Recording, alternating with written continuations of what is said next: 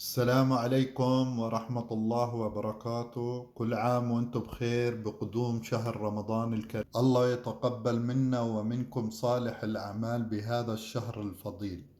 داعين الله تعالى أن يعيد علينا وعليكم وعلى المسلمين جميعا بالخير واليمن والبركات والطاعة. تابعونا على قناتي أكلات شهية، إن شاء الله حننزل وصفات خلال شهر رمضان. إخواني متابعين الكرام، بتمنى منكم تنشروا قناتي لأصحابكم لأحبابكم لجيرانكم حتى تعم الفائدة على الجميع.